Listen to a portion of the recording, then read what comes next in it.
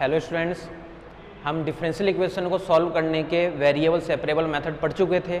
उसके बाद में हमारे पास में नेक्स्ट मेथड था, वो था होमोजीनियस डिफरेंशियल इक्वेशन।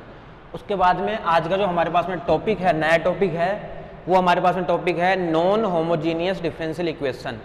जो अवकल समीकरण समघात अवकल समीकरण ना हो, उसको हम कैसे हल करेंगे। तो सबसे पहले अगर समघात अवकल समीकरण नहीं है तो उसको हमें क्या करना पड़ेगा, समघात अवकल समीकरण में परिवर्तित करना पड़ेगा। और समघात अवकल समीकरण में परिवर्तित करने के बाद में हमें वही मेथड फिर से लगाना है। कौन सा मेथड कि y इक्वल्स टू vx आ जाएगा, x के सापेक्ष अवकलन करना है और उस मान को उठा करके हमें जो इक्वेशन दिया हुआ रहेगा उसके अंदर पुट करना है। तो सबसे पहले दिए गए समीकरण का रूप, दिए गए तो हेडिंग डाल लो नॉन होमोजीनियस डिफरेंशियल इक्वेशन। दिए गए समीकरण का रूप dy अपॉन में d of x equals to ax plus by plus c और अपॉन में ax प्लस का by प्लस का c। अब हमारे पास में जो अवकल समीकरण दी हुई रहेगी, उस अवकल समीकरण का रूप हमारे पास में ये रूप होगी, ax प्लस का by प्लस का c, ax प्लस का by प्लस का c।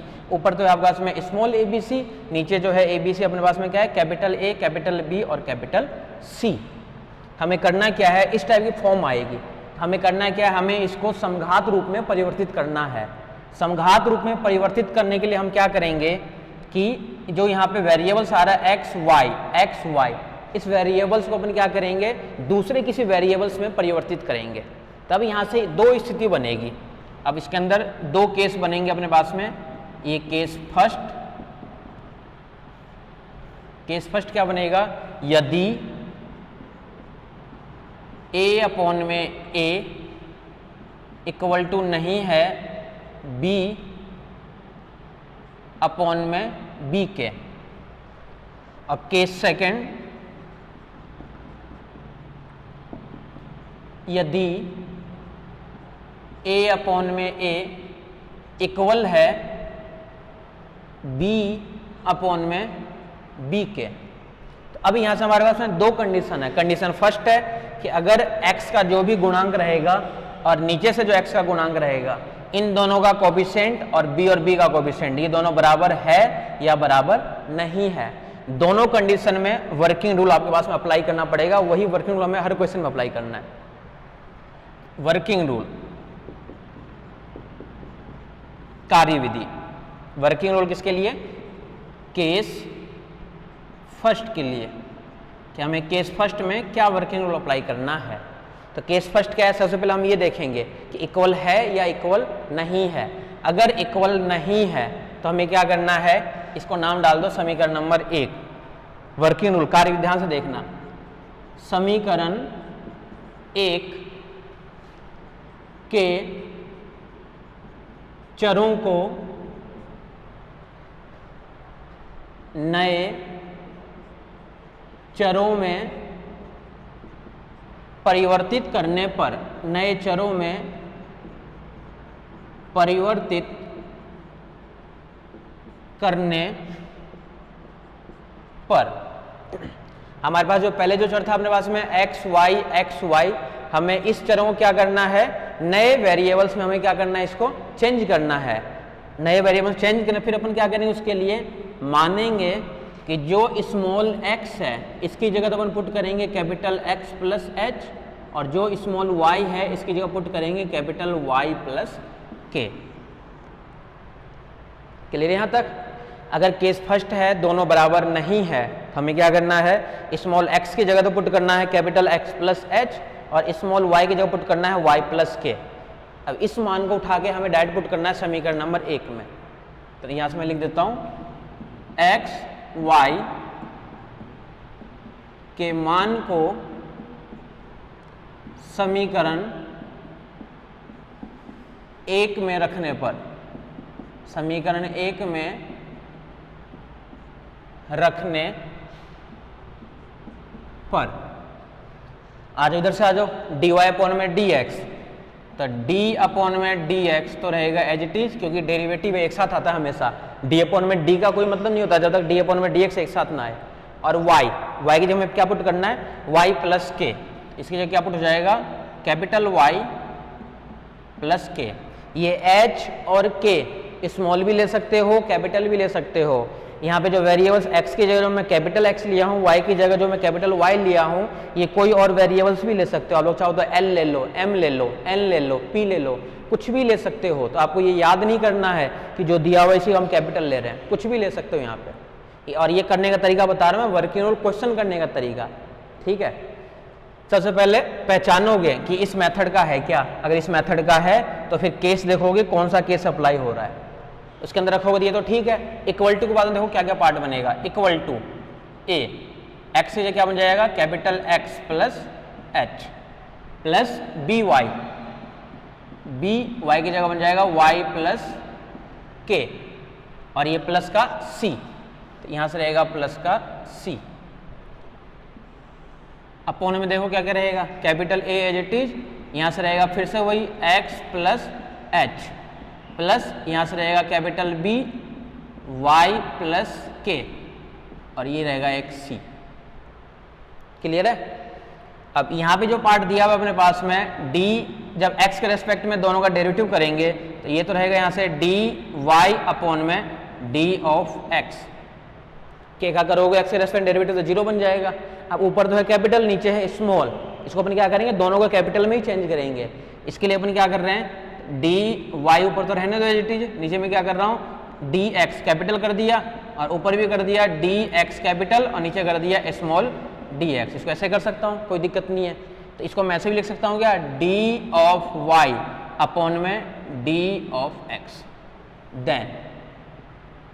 देन इधर वाला पार्ट तो क्या बन जाएगा, डी वाई अपॉन में D of X equal to A X, तो यहां से गुना होगा ये पार्ट और यहां से गुना होगा ये बी वाई, तो प्लस का B Y, sorry capital Y है, बी यहां से ए और एक्स बनेगा तो ए साथ में एक्स प्लस यहां से रहेगा बी और ये कैपिटल चलेगा सारा, ये ध्यान रखना बस। यहां से आएगा ए एक्स, यहां से आएगा बी वाई, फिर क्या बच गया हमारे पास में, एक तो बच गया यहां से एच ए एच, एक बच गया हमारे पास में यहां से ए एच प्लस यहां से बच गया बी के और प्लस का सी। इसी प्रकार नीचे देखो क्या क्या बनेगा हमारे पास में, ये तो आ जाएगा ए एक्स प्लस यहां से क्या मिलेगा बी वाई, और यहां से क्या बचेगा प्लस का कैपिटल ए एच और यहां से क्या मिलेगा प्लस का बी के और प्लस का ये बनेगा सी। ये दोनों सी अलग अलग है, एक तो था स्मॉल सी, एक है कैपिटल सी। इसके बाद में क्या करना है हमें, सिंस मानना है ऊपर से जो कांस्टेंट की टर्म्स है यानी ए एच प्लस यहाँ से बी के और प्लस का सी, इसके बराबर भी जीरो करना है। और नीचे से जो टर्म्स है हमारे पास में ए एच प्लस का बी के और प्लस का सी, इसको भी हमें जीरो के बराबर करना है। क्लियर यहाँ तक। सबसे पहले हमने इक्वेशन की फॉर्म कि अवकल समीकरण का रूप क्या रहेगा। अवकल समीकरण के रूप करने के बाद में हमें दो कंडीशन चेक करनी है कि केस फर्स्ट अप्लाई होगा या केस सेकंड अप्लाई होगा। केस अगर फर्स्ट अप्लाई होगा तो उसके लिए वर्किंग रूल क्या है, हमारे पास में जितने भी चर है उन सभी चरों को हमें परिवर्तित करना है किसी नए चरों में। उसके लिए हमने क्या किया, हमने मान लिया कि जो x था वो तो बन गया x प्लस एच, जो y था वो बन गया y प्लस के। इन दोनों मानों को उठा के अपन डाल दिए समीकरण नंबर 1 में। समीकरण नंबर 1 में डालते ही हमारे पास में जो फॉर्मेट बन गई वो ये वाली फॉर्मेट बन गई। ऊपर से भी a मतलब कांस्टेंट और नीचे से भी कांस्टेंट, उनको दोनों को उठा करके जीरो के बराबर पुट कर दिए। अब हमें क्या करना है, ये जो समीकरण है समीकरण नंबर 2, अब समीकरण नंबर 2 को हल करना है। और समीकरण नंबर 2 को हल करके हमें h और k का मान निकालना है। समीकरण 2 को हल करके h k का मान ज्ञात करने पर ठीक है, यहां तक लिख लिए।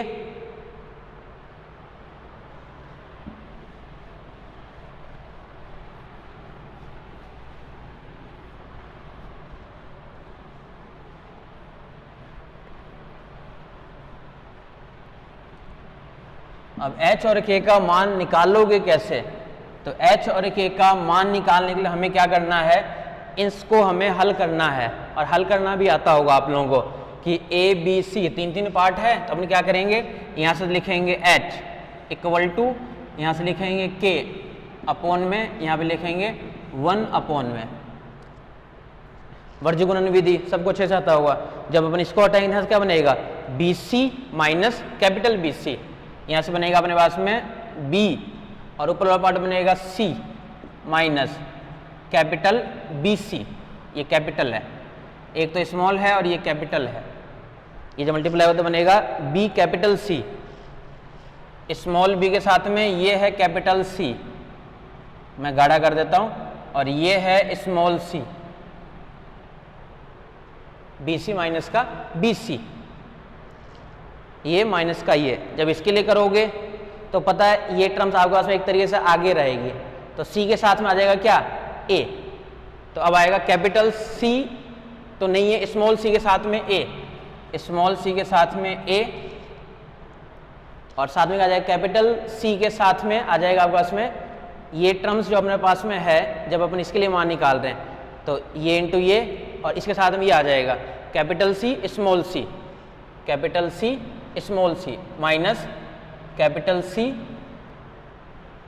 इसके लिए अपन निकालना चाह रहे हैं ना b के लिए, तो ये टर्म्स आगे आ जाएगी, क्या आ जाएगा, ये गुणा ये, तो ये c और a माइनस c और a, फिर से वही चीज c और a, अब आ जाएगा क्या, कैपिटल C और साथ में क्या आ जाएगा, स्मॉल a, ये है कैपिटल C और स्मॉल a, ये है कैपिटल C और स्मॉल a, ये जब 1 के लिए निकालोगे तब इस वाले पार्ट के लिए निकालना है, फिर से वही चीज A B minus A B, B A, या वही चीज ए बी। तो यहाँ से हमारे पास में h का जो मान आएगा क्या आएगा, ये पार्ट ऊपर आ जाएगा, यानी बी सी माइनस का बी सी, h का जो हमारे पास में मान आएगा बी सी माइनस का बी सी, अपॉन में क्या आ जाएगा, ए बी माइनस का ए बी माइनस का ए और साथ में बी, एंड के बराबर ये ऊपर आ जाएगा, ये सी ए माइनस का ये कैपिटल सी साथ में ए, अपॉन में आ जाएगा फिर से वही चीज ए बी माइनस का ए बी। क्लियर है? एक बार स्मॉल और कैपिटल सी जो है ना, इसमें कंफ्यूज मत होना, चाहो तो इसको अलग से नाम दे सकते हो, ये स्मॉल था तो स्मॉल को ऐसे भी लिख सकते हो स्मॉल सी, लेकिन ई बन जाएगा वो, तो स्मॉल सी को ऐसे रहने दो, कैपिटल सी को डार्क कर दिया करो, ठीक है। वर्ज गुणन विधि से हमने क्या किया, एच और के का हमने मान निकाल लिया, और एच और के का मान निकाल के उसको यहीं पे छोड़ दो। अब जब हमारे पास में ये समीकरण थी dy अपॉन में dx, तो जब h और k अपन ने निकाल दिया यहाँ से, तो अब अपने पास में इक्वेशन क्या बच गई, अब हमारे पास में इक्वेशन देखो ये बन गई dy अपॉन में d of x equal to बाद में क्या क्या टर्म्स रहेगी, स्मॉल a के साथ में capital x plus small b के साथ में कैपिटल y, ये सब हट गया। नीचे से जो हमारे पास इक्वेशन क्या बच गई, a capital x plus capital B साथ में y, समीकरण नंबर 3। तो हम क्या किए हैं, ये क्लियर होनी चाहिए। सबसे पहले हमने क्या किया, एक्स वाई की जगह हमने लेट कर लिया, कैपिटल एक्स प्लस एच और कैपिटल वाई प्लस के। लेट करने के बाद में हमने क्या किया, इसको कैपिटल में सब में चेंज कर दिया। सारा कैपिटल में चेंज करने के बाद में हम क्या कर रहे थे, यहाँ से एच के कांस्टेंट को अलग कर दिए, नीचे से भी एच के कांस्टेंट को अलग कर दिए। वर्किंग रूल करने का तरीका है ये, ऐसा ही करना पड़ेगा आपको हर क्वेश्चन को, नॉन होमोजीनियस इक्वेशन को। यहाँ से एच के कांस्टेंट अलग, इस दोनों इक्वेशन को हमने हल किया और हल करके अपने क्या मान निकाल लिया, एच का मान तो बोले ये निकाल लिया, के का मान हमने ये निकाल लिया। तो एच और के का मान हटाने के बाद क्या बचेगा हमारे पास में, dy बाई dx जो टर्म्स बच गई वो यही बची। और जो अब बची है ना हमारे पास में, अब ये जो इक्वेशन बनेगी ना, ये इक्वेशन अब होमोजीनियस है। अब equation is homogeneous differential equation, differential equation. अब ये जो हमारे पास नई इक्वेशन आ जाएगी ना, ये अपने आप हमारे पास में आ जाएगी समघात अवकल समीकरण। अब पहले जो समघात नहीं था वो क्या था, यही था, बस उसमें एक कांस्टेंट की टर्म्स एक्स्ट्रा और आ रही थी, एक्स्ट्रा कांस्टेंट टर्म्स और आ रही थी ना हमारे पास में। लेकिन अब हमने क्या किया, कार्यविधि लगाने के बाद हमने कांस्टेंट की टर्म्स को हटा दिया यहाँ से। अब कांस्टेंट की टर्म्स को हटाने के बाद में हमारे पास देखो ये समीकरण बच गई, और ये जो समीकरण है, अब ये समीकरण हमारे पास में क्या है, होमोजीनियस डिफरेंशियल इक्वेशन है। ठीक है, अब जब होमोजीनियस है हमारे पास में, तब होमोजीनियस होगा, तो अब होमोजीनियस के लिए पूरा वर्किंग रूल वही लगाना है। अब ध्यान क्या क्या रखना है ये देख लो। अब होमोजीनियस में हम पहले क्या करते थे, स्मॉल y की जगह vx पुट करते थे। अब क्या करना है, हमें कैपिटल Y की जगह हमें पुट करना है v और कैपिटल x। ये v स्मॉल भी हो सकता है, vx पुट करना है। पहले हम क्या करते थे, जब डेरिवेटिव करते थे तो बनता था dy अपॉन में d ऑफ x। अब कैपिटल x के रेस्पेक्ट में डेरिवेटिव होगा, सारा कैपिटल में चलेगा। अब इधर क्या आएगा, v as it is x का 1 plus x as it is v का बन जाएगा dv अपॉन में d ऑफ x। फिर क्या करते थे, इस मान को उठा करके समीकरण नंबर 3 के अंदर रखते थे, फिर जितना सॉल्व कर पाते थे उतना सॉल्व करते थे। फिर आगे क्या करते थे, वेरिएबल सेपरेबल मेथड से अपन चरों को पृथक पृथक करते थे, और लास्ट में अपन करते थे इंटीग्रेशन, समाकलन। तब हमारे पास में सॉल्यूशन निकल के आता था।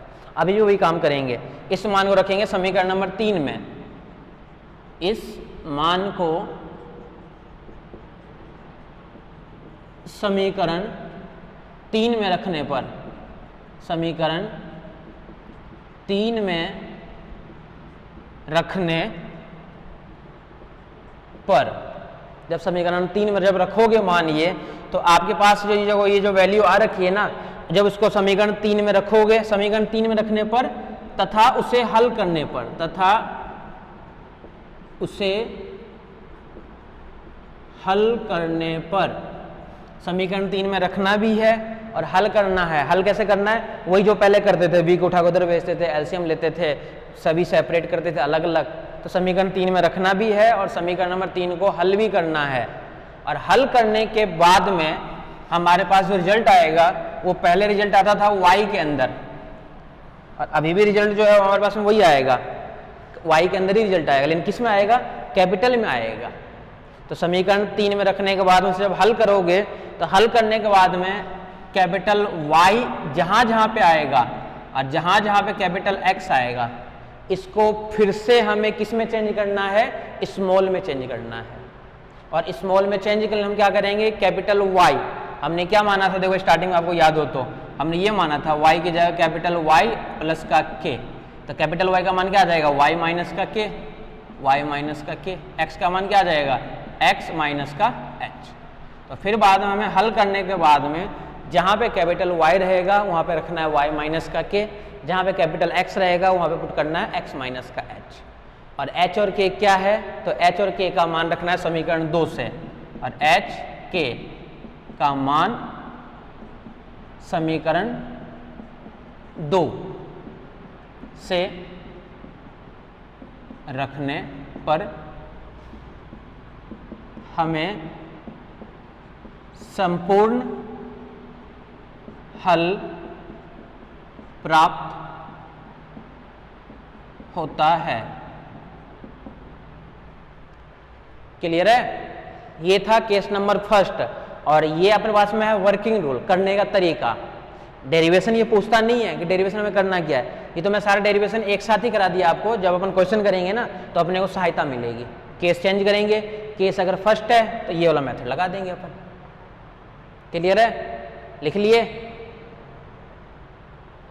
आ जाओ।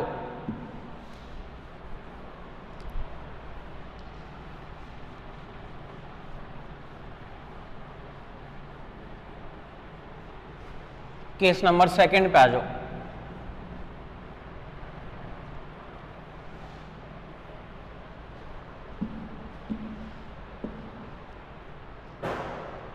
केस सेकंड,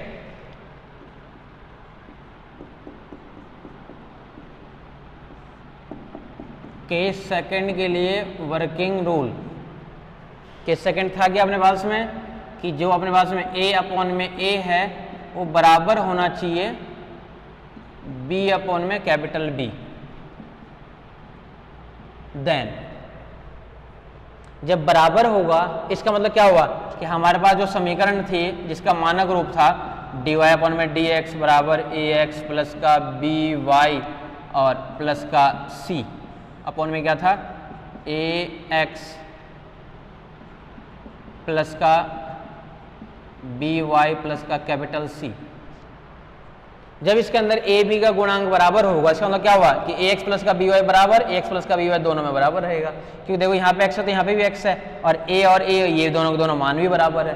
तो जब सारा बराबर होगा तो अपने को क्या करना पड़ेगा, लेट करना पड़ेगा ax प्लस का by। इसको कुछ भी लेट कर लो अपने मन से, मान लिया कि इसको लेट कर लिया अपन ने, w लेट कर लिया, इसको अपन लेट कर लिए, क्या w लेट कर लिए। W लेट करने के बाद में अच्छा ऐसा भी हो सकता है कि साथ में कोई कांस्टेंट बाहर फिर से आ जाए, जैसे आपको दिख रहा होगा जैसे दो कॉमन ले लेंगे ना तब जाके समान हो जाएगा, तो इस साथ में कुछ कांस्टेंट आ सकता है बाहर, उससे कोई फर्क नहीं पड़ता। जैसे ही W मान इसको लेट कर लोगे, W मान लेने के बाद हमको क्या करना है, dy अपॉन में dx का मान निकालना है, तो x के सापेक्ष इसका अवकलन करना है पूरे का।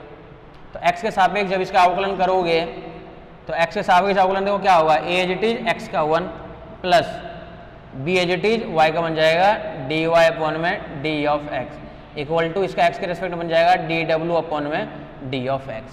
इसमें सारा स्मॉल में चलेगा। फिर से वही चीज dy बाई dx का मान रखना है अपने को, तो इसका मान निकाल लो यहाँ से।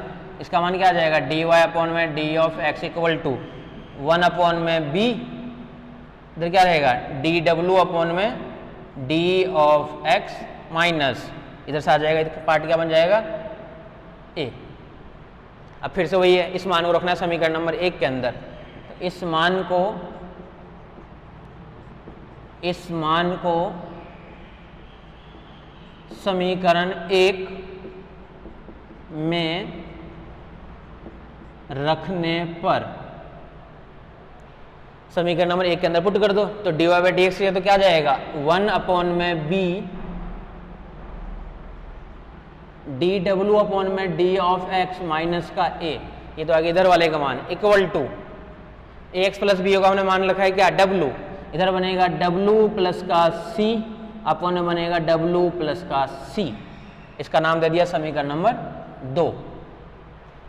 फिर से वही चीज है, हमें क्या करना है, इसको हम जितना हल कर सकते हैं समीकरण नंबर 2 को हल करना है। हल करने के बाद में चरों की पृथक्करण विधि से इसको अलग अलग करना है और अलग करने के बाद उसका करना है हमें समाकलन। तो काम अभी वही करना है। फिर क्या लिखना है, लिख लो चाहे से। अब हम समीकरण 2 को हल करके संपूर्ण हल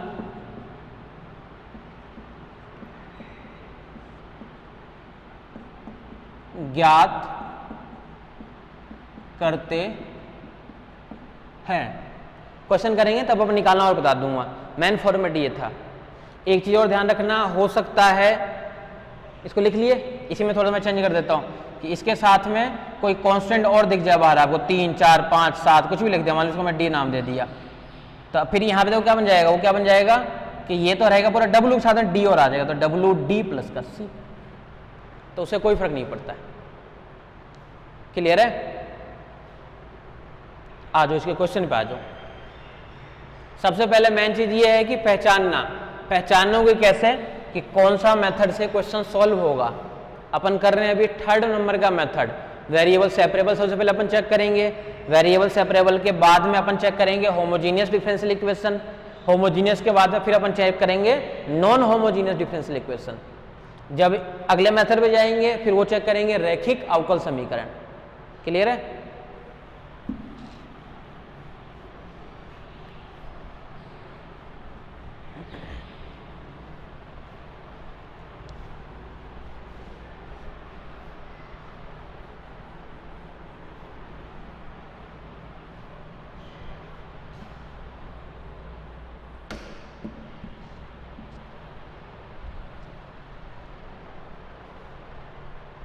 लिखो, क्वेश्चन लिखो।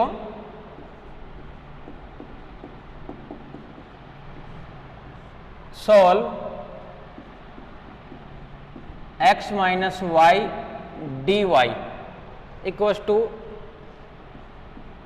x प्लस वाई प्लस 1 साथ में d of x।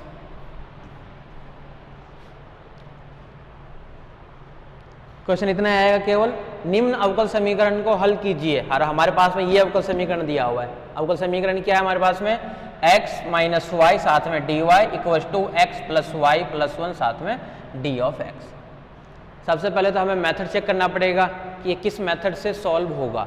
Method check करने के बाद में फिर हमें देखना है कि ये मेथड जिस वाले मेथड से हल होगा ये उस वाले मेथड का हमें वर्किंग रूल पता होनी चाहिए। उस मेथड का हमें वर्किंग रूल पता होनी चाहिए।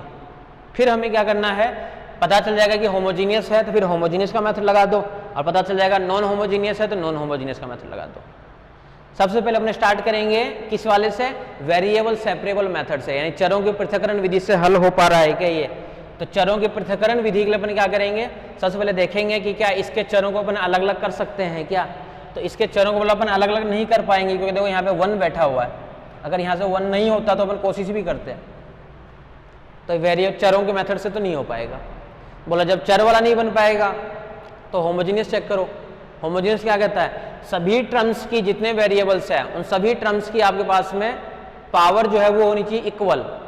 इसकी पावर 1, इसकी पावर 1, इसकी पावर 1, इसकी पावर 1, लेकिन यहाँ पे क्या है, कांस्टेंट है, तो इसकी पावर नहीं देखना है हमें केवल देखना होता है वेरिएबल्स की पावर, और सभी टर्म्स की बराबर होनी चाहिए, तब बनता है वो समघात। तो सबसे पहले अपन क्या करेंगे, इसको लिखेंगे dy अपॉन में d of x equals to dy upon में dx। तो देखो dy तो था ही, इसको इधर भेज इसको उधर भेज देंगे, ऊपर क्या बन जाएगा x plus Y plus 1 upon में आगे बन जाएगा ये x माइनस का y। तो dx के साथ में तो आगे x प्लस वाई प्लस 1 और इसके साथ में ये। क्लियर है।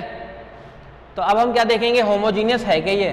तो बोला होमोजीनियस तो नहीं है ये, क्योंकि यहाँ पर अगर कांस्टेंट 1 हट जाए ना तब अपन कह सकते हैं कि होमोजीनियस है ये, लेकिन 1 जब तक है जब तक ये होमोजीनियस नहीं बन पाएगा। और अगर होमोजीनियस नहीं बनेगा तो अपन क्या करेंगे, इसको होमोजीनियस अपन बनाएंगे, और होमोजीनियस बनाने के लिए अपन क्या करेंगे, वही सेम टू सेम अगर नॉन होमोजीनियस होगा तो अपन केस चेक करेंगे कि केस कौन सा है।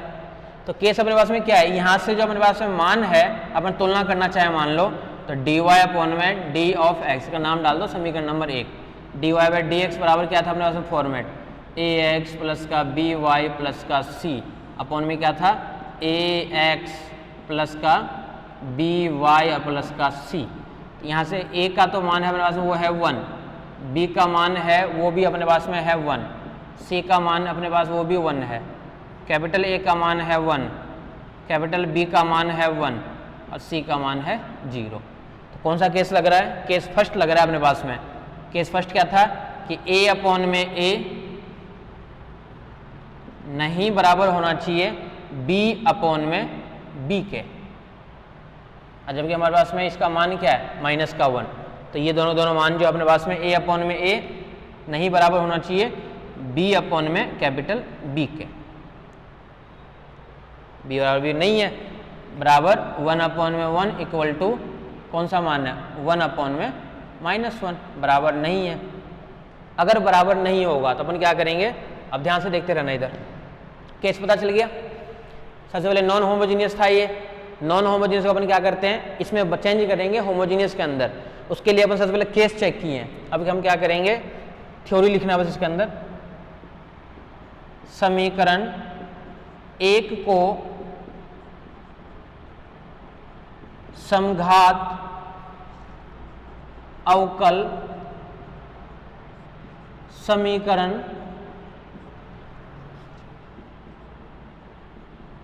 बनाने के लिए चरों को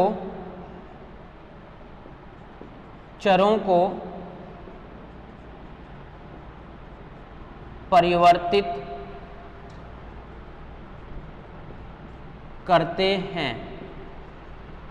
अर्थात क्या था मेथड कि जो स्मॉल x है इसके जो हमें पुट करना है capital X plus h, small y जो है इसके पुट करना है कैपिटल Y प्लस का k। जो वर्किंग रूल बताया था वही अभी भी काम करना है। इस मान को किसके अंदर पुट करना है, समीकरण नंबर 1 के अंदर के मान को